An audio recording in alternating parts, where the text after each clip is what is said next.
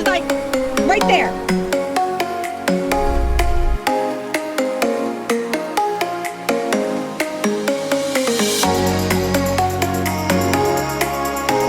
We've made it to the mountains. After a 6-day road trip, we're at Glacier National Park.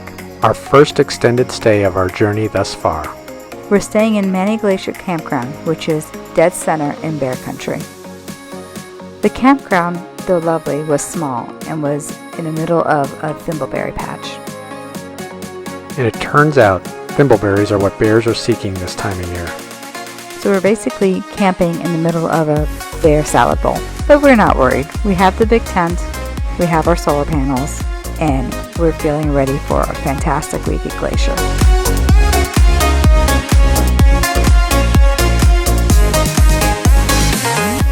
Here's a quick little tour of our setup. Let's see. This is our living room. It also happens to be our garage. Don't judge us. Our little picnic area that also doubles as an office. Our fire pit, which is not fire marshal approved, so we did not use it. That's our kitchen. And this is our widescreen TV, our 270-degree view of Glacier.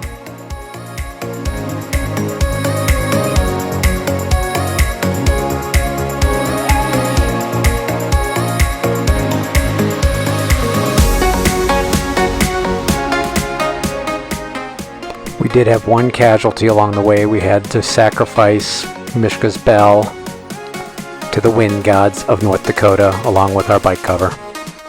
Continuing our tour with the bedroom, or the large tent, we call Lexi because Lexi has a little bit extra. We were really happy to get into Lexi because we'd been spending the last 6 nights in Many, and Many's got tight quarters, tough to fit everything in, and here we can stand up, we can fit everything in that we're used to. And she is super, super comfy. Best part of the campsite was the views.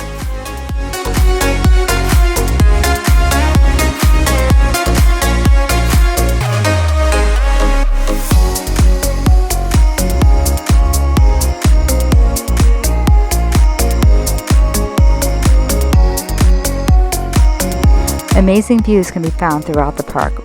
You could be sitting in the parking lot and looking at this view at Many Glacier, or on the side of the road where I took this video. It's unbelievable, the views that you can see from anywhere. Glacier is known as the hiker's park, so we have to go hit the trailhead. Just down the road from our campsite was the Grinnel Glacier trailhead, which offered a number of different hikes from the same starting point.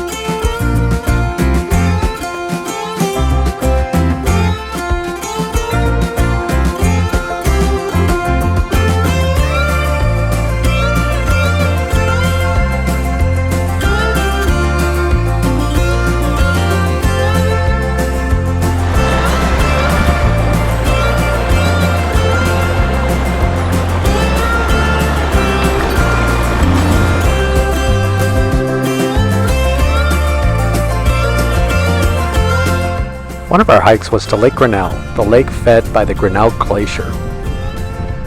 This was probably my favorite hike of the trip. At every turn, there was something amazing to see. You didn't even get tired because every time you turned around, you were seeing something spectacular. And we both found out firsthand, or first foot, how cold the glacier-fed lake is.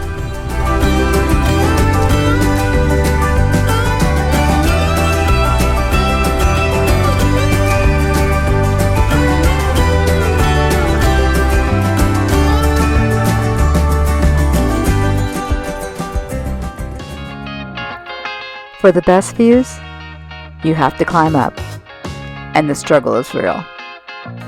But then again, so is the payoff.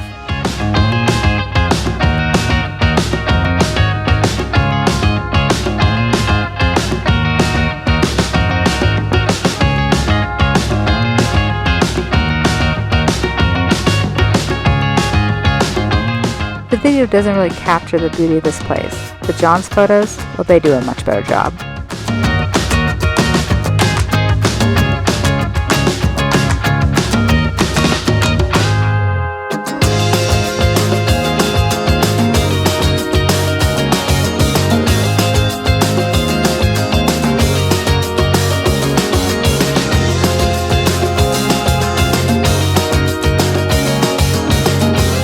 And here's some photographic evidence that I was actually on these hikes.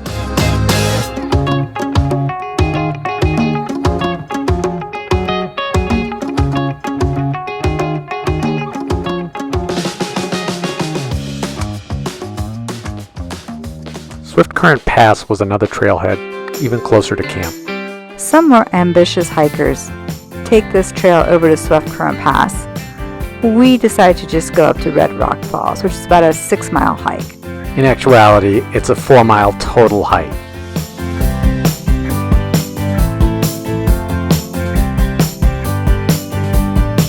It's on this trail that I tried huckleberries, fresh off the huckleberry bush, I guess, as well as thimbleberries. Like a bear! Red Rock Falls lived up to the name.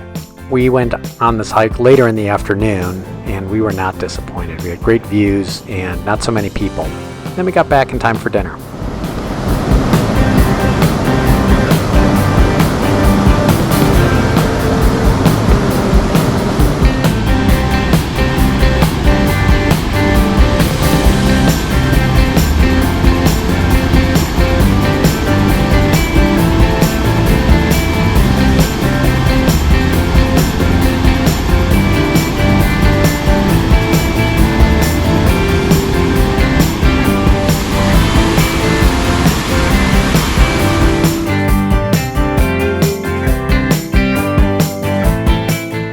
Returning from one of our hikes, we noticed a visitor in our campsite.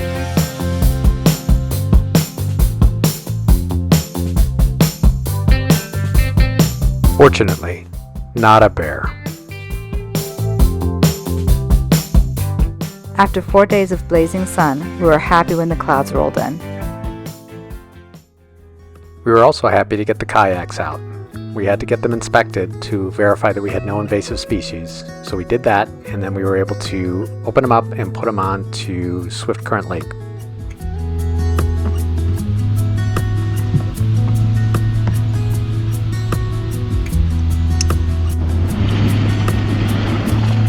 How's that water feel? Not bad? Felt great yesterday.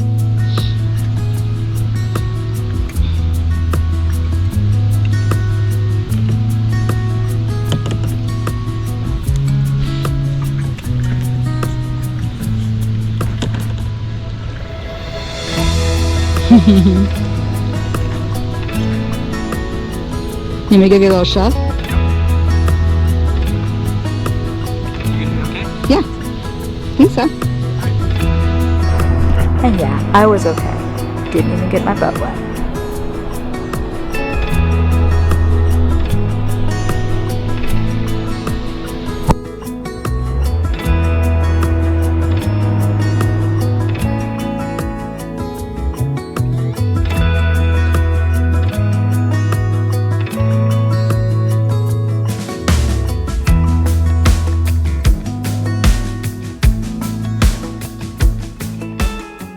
From the lake, we had an amazing view of Many Glacier Hotel. It's an amazing place.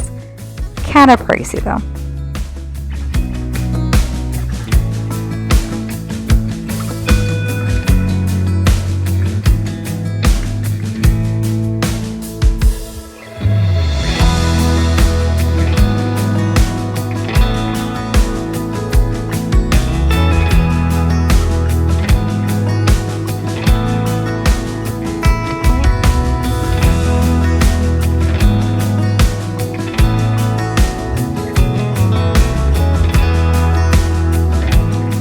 We basically circumnavigated the lake. We spent about 90 minutes paddling around.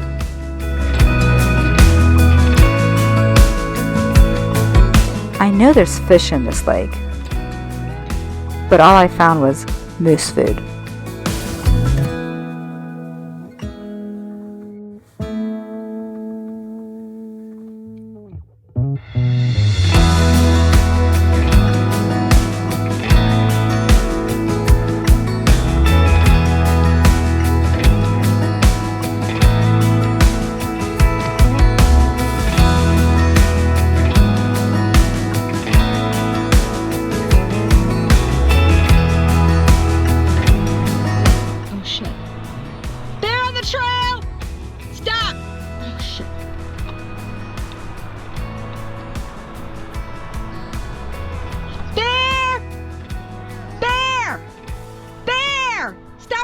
He's like right there. Alright, so here's what's happening.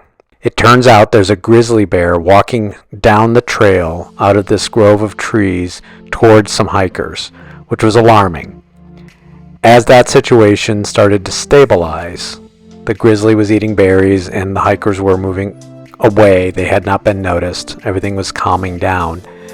I noticed to our right another set of bears. Essentially, I thought one bear.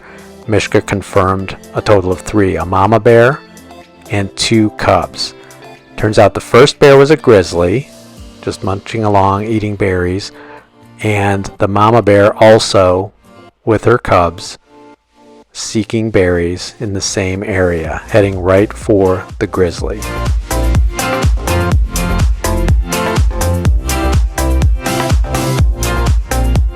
Now we're watching to see what's going to happen. We're not entirely sure where the grizzly has gone off to, but we believe he's still in the area.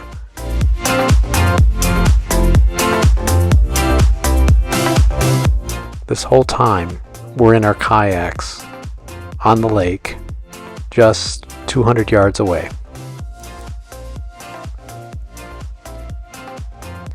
The mama bear and the 2 cubs come out of the group of trees in the clearing, same clearing we last saw the grizzly.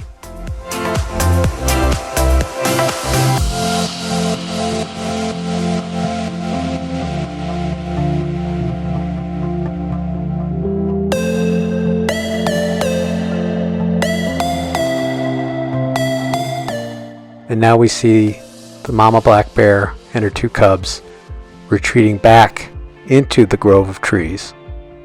Slowly at first.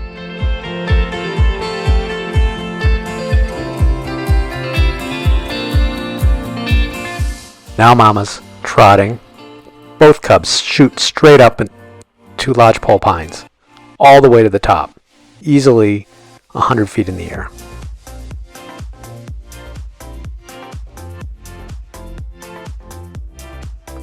Mama stays down at the base of those trees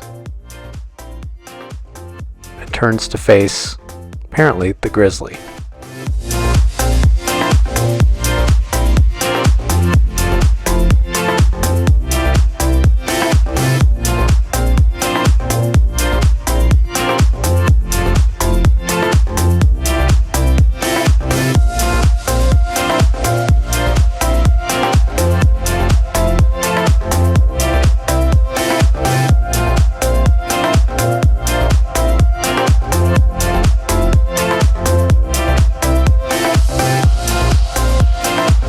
Everything is calm right now, generally.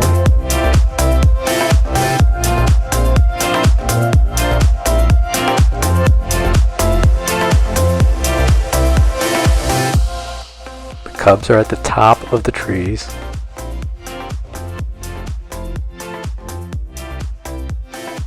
It's hard to see them, but they are up there.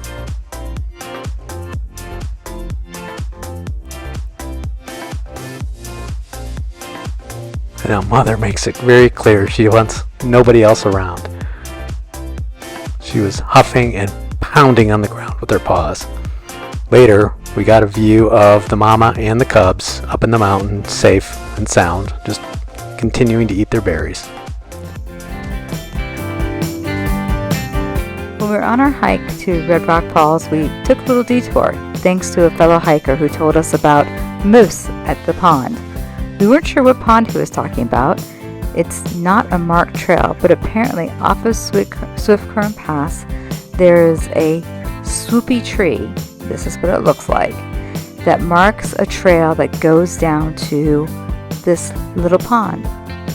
And campers refer to it as Moose TV, because most times you come down here, there's a moose in this little pond eating the moose food off the bottom of the lake. We came back here often to watch Moose TV.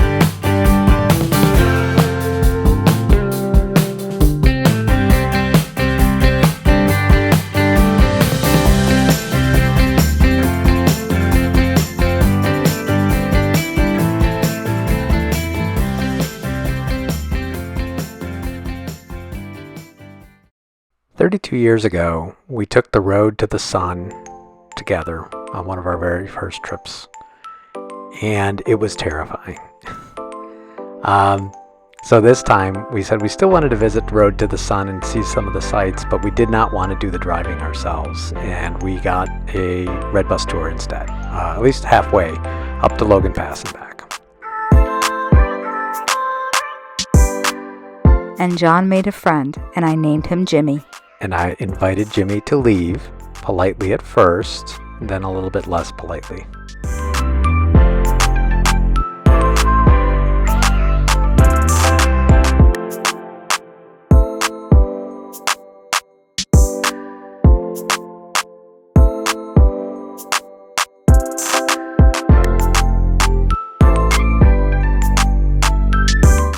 For the most part, we stayed in the bus for the tour. Every now and again, we'd pull over and do what's called prairie dogging, which is standing up and taking a picture of the scene. There are only 2 times that we were allowed to get out of the bus.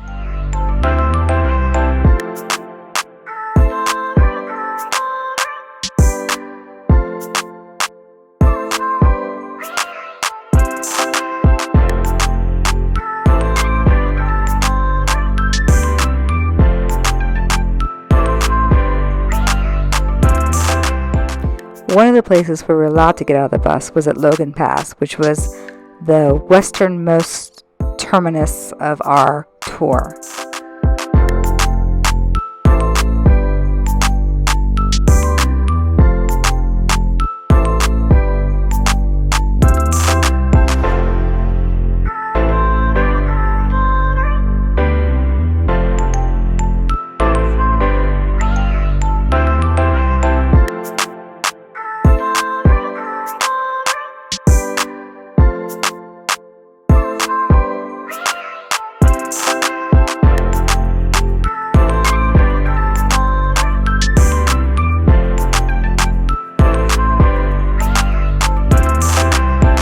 Here's a quick look at the red bus itself. Well, not our red bus, a red bus.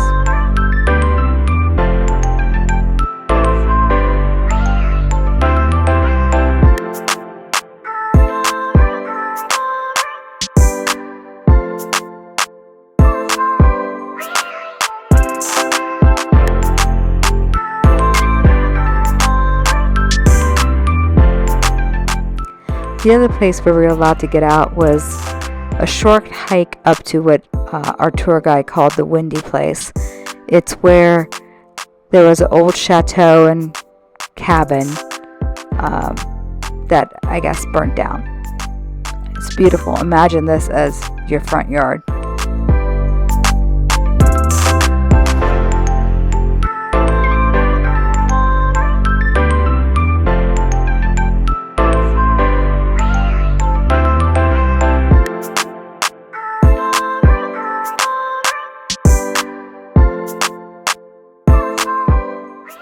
This is the back of Bus 109. It's where I left my phone. Fortunately, Al, our driver, pointed out where these guys are staying and where they take care of the buses, so we were able to drive there from the camp to pick up the phone. I was so grateful for John for rescuing my phone, and we made it back to camp before dark. During the night, we realized something. back in Great Falls when we walked into Walmart without a mask, that was not a good idea. John caught COVID. We held out for 24 hours until we had to check out of the campground. We'd hoped it'd be a quick 24-hour bout, but unfortunately that wasn't the case. We decided to change our plans. We headed towards Helena, but instead of camping, we decided to get a hotel so John can rest comfortably and hopefully recover so we can continue our journey. The day we drove to Helena, and then probably the next 2 days were the worst, just mainly out of it. Then I started to recover a little bit and started to come back to normal, but it was still a full 4 days, 5 days before my strength started to come back. Mostly I felt terrible that I was putting the whole trip at risk. My hope was that I would recover in time. And you recovered like the champ that you are, and we headed to the land of waterfalls, wildlife, and world-famous geysers. Yellowstone's next.